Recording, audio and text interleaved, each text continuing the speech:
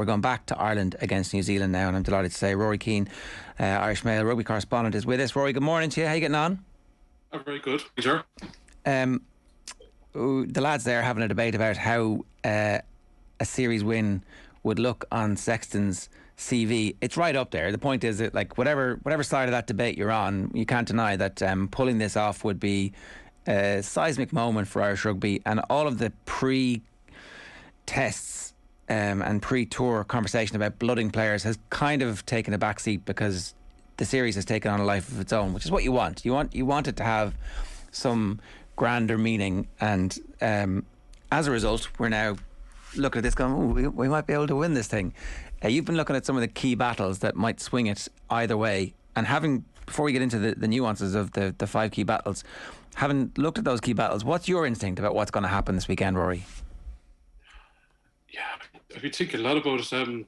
Like, they're kind of in bonus territory, Ireland, really, because like they have that win in the bag, historic Clark win on Kiwi soil, and go into a series. I mean, you know, it's 2-2 in the series. Even if they lost at the weekend, if you'd asked Farrell at the start before the series, if you asked him in Abbottstown when he had that pre-training camp last month, if he said you'd leave New Zealand 3-2 in arrears, but you'd have Aidan win.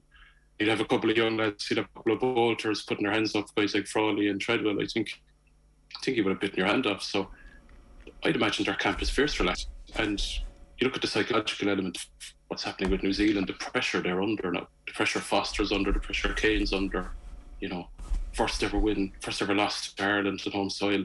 I was reading their worst home defeat in 29 years. First time they will, like, but then conversely, they're going to come out firing. They've picked probably the most settled, most balanced team of the series. You know, I just think back to Ireland had beaten them and the backlash that came. You think back to 2016 Soldier Field, what happened in Dublin 2 weeks later. You think back to the 2019 World Cup. It's just going to be a massive reaction from them, to just emotionally, physically, tactically.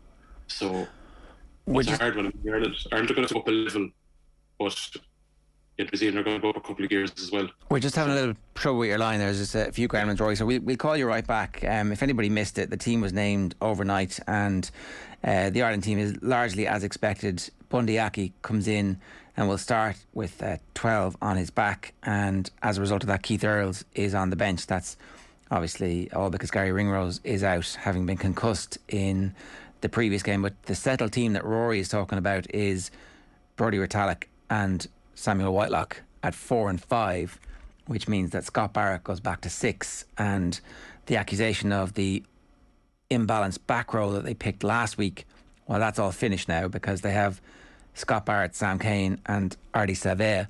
Obviously, I talked about this a little bit earlier on, but we did the analysis piece with Derek McNamara, and he was pointing out that in the first game, Retallick and Whitelock were two of the highest achievers, as was Artie Savea. And then all of a sudden that was unavailable to them after the cards and the concussion in the previous game, or the head injury.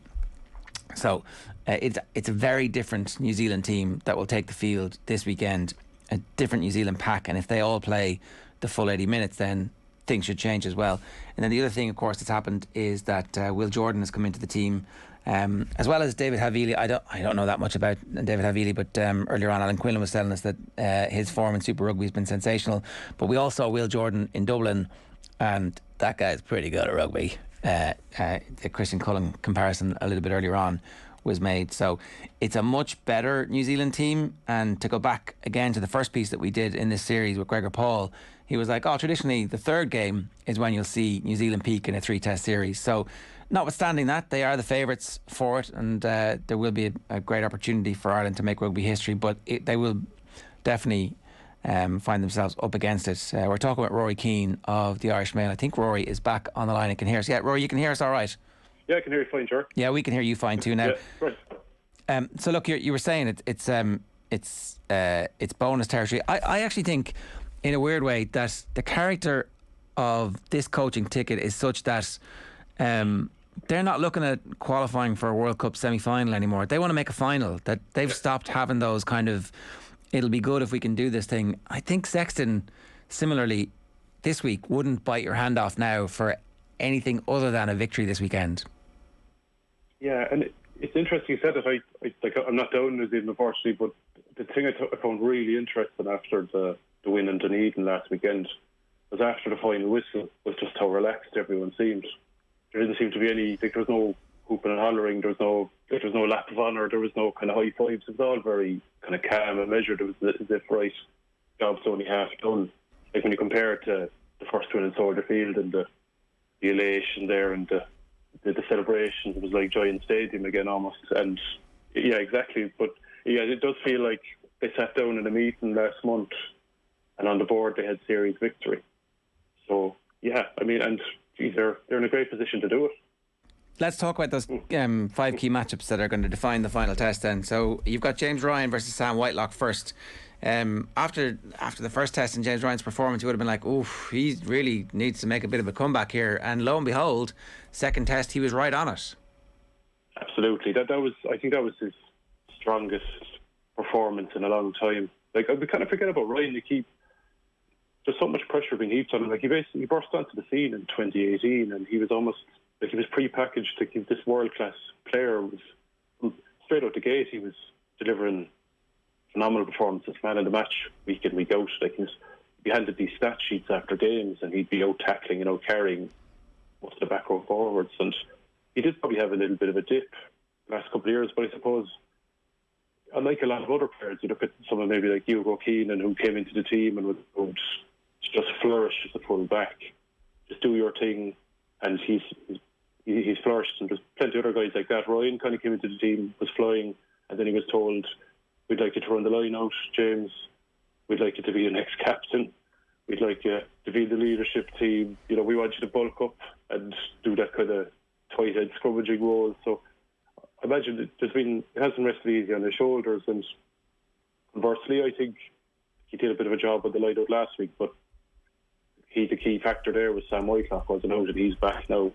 And that's a huge game changer for the All Blacks. Like, I think Ireland, there are a couple of lads, Sexton and or Furlong, if they're missing, I think Ireland are really vulnerable. And I think Whitelock falls into that category for the All Blacks. I think if he's there, they're a totally different proposition. Like, I think Ronan Garr wrote a very good column about him in the Examiner a few weeks ago, just about the kind of player he is, but the assurance he gives his teammates, the leadership he has, the work he does in the line out, his experience. Like, he's a winner, like stockpiling Super Rugby titles, second most capped All Black of all time, like serious player. And then he had, by his own standards, Whitelock had a quiet season in Super Rugby, but then in the final against the Blues, he switched it on, best player on the pitch, destroyed the Blues line out.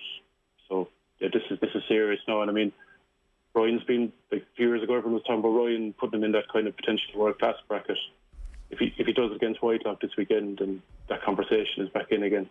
Yeah, Retallick and Whitelock were the lock pairing when they won the Rugby World Cup final all the way back in 2015. So, like, that's the level that we're operating at here. And you know, it would be interesting to see if Henderson was around. Does Henderson start? Where does Tyke Byrne play in that instance? Maybe because of Tyke Byrne's injury in the build-up to this, he might not have started the first test if Henderson had been available, or maybe he would have started instead of Peter O'Mahony and Peter O'Mahony be on the bench. I don't know. It's impossible to know. But or maybe James Ryan might not have started. So it's a big opportunity for him to pit himself against the world's best and remind us all of that narrative that we had at the start of his career, as opposed to the one which was there more recently, that, like, maybe he's just a level below these guys. So that's the first one. The next one is Peter O'Mahony versus Sam Cane, which obviously is pretty interesting. It's a little bit of spice to this week. Absolutely. Like, it's not necessarily head to head, but yeah, like, I think Cane kind of laughed that off. He did a little pitch side interview during the week about O'Mahony's alleged sledging towards it in the second test. But I think even before that, I think Cane would have been really stung by what happened in Dunedin, and he's a guy who, there's a lot of things being questioned about him. His place in the team is being questioned, his captaincy is being questioned. Like, I'd expect a huge reaction when he's still a fine player. Like, there's been, again, you talk about expectation with Cane, I guess, as O'Mahony might have alluded to, he was trying to fill the boots of Richie McCaw. That's no mean feat.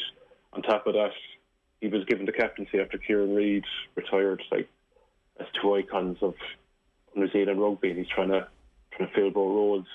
And then you have O'Mahony, who just, again, it's amazing. Like, I don't have the stat to hand, but it must be getting to double figures the amount of times under Farrell that he's been benched and recalled. I mean, first game Farrell ever had in charge, he stuck O'Mahony on the bench and gave Doris his first cap against Scotland back in 2020. He just keeps coming back and delivering as well. So that'll be amazing. I think first 10, 15 minutes between those two is going to be fascinating, because they're they kind of set the emotional level for both teams. So I'm really looking forward to that. Next one is Caelan Doris versus Ardy Savea, and while your line was down there, I was making the point that it's a completely different New Zealand team this week if Ardy Savea stays on the field, because he's one of their biggest contributors.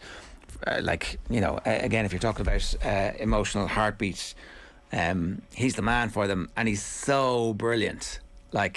It was amazing to see Doris's performance last week, but it was also a Doris performance where Savea wasn't on the field. So this hopefully will be titanic if Doris can show us the form that he showed last week as opposed to his first game. Exactly, yeah. This is proper head-to-head now. First test, like Sevilla kind of schooled Doris. Like we've all hyped up Doris, and a lot of it's been justified. Like Doris is the kind of guy you look at and say he can do everything, but Sevilla's the guy who can do everything, and he was untouchable in the first test in Eden Park. That try ran through Henshaw, Ringrose and others, like they weren't there. Can do the line out, can get over the ball, he can carry, he's explosive. And as he said last weekend, because there's a bit of a cock up there or whatever it was, he was on the pitch for most of the game. Doris had a stormer. Now hopefully the two lads will be on the pitch for 80 minutes, and let's see how they go. Andrew Porter versus Nipo Lalala. Lalala's coming into the team here, and it's another challenge for Porter. In the first game they were penalised, in the second game they got the upper hand. Yeah, they seem to fix it, and the big thing was like Porter an absolute stormer. Again, you'll probably season best performance, the brace, scrummaged really well. Like the guy Tuangafasi just wasn't at the races, missed that early tackle on Byrne that led to the line break that eventually led to Porter's first try. Didn't scrummage particularly well. Had to do 80 minutes after his replacement Tayabo got sent off. But yeah, Lallana's been kind of brought in to shore things up, 40 caps, bring a bit of experience. But it's another big one for Porter. But he'll fancy it again, like despite the minutes he's racking up. But it's interesting. Like it's Tuangafasi, like he suffered as a result of Porter's performance last weekend.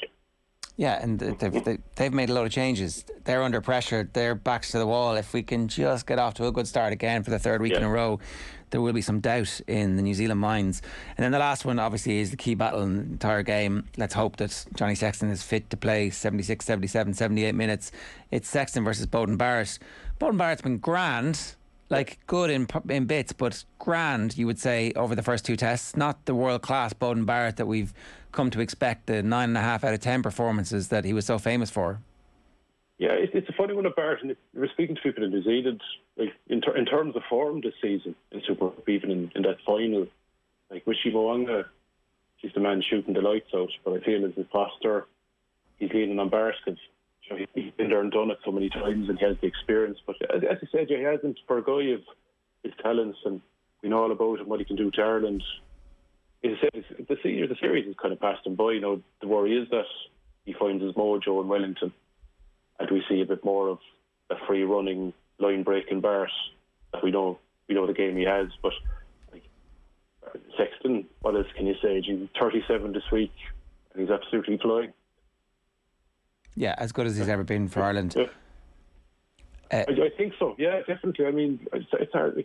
In terms of just his control and his ease, and a lot of things, he's improved so many things, even in terms of the captaincy, his body language on the pitch, the way he's dealing with referees, his temperament, like as well as like his attacking play and his kicking and his decision making is top class. But all those things, he's tightened all those things up in the last couple of years as well. That's a fair point, actually. Yeah. In the first game, when there were crazy decisions being made, there might have been an overreaction in the early stages of his captaincy, but it was much calmer, and even calmer last week as well. And he seems to be like, there's a couple of, like, he's a bit resigned against some of the older referees, some of the French referees, but it seems like he's getting a good rapport with some of the younger refs now. And yeah, as you said, like, you think of a couple of years ago, that substitution when he was taken off for Ross Byrne in Paris, and he got caught in the big screen, kind of gesticulating. Like, that seems to have gone. He's a lot more measured now, and like he's still a hugely emotional player. He wears his heart on his sleeve. That comes out in his play, but I feel he's just that's a part of the thing that's gone under the radar. Just in terms of the captaincy, he's really those little kind of nuances. He's really picked up his game there as well. Yeah. But the problem is it's that big question again. What if he's not there? But sure, look. Yeah.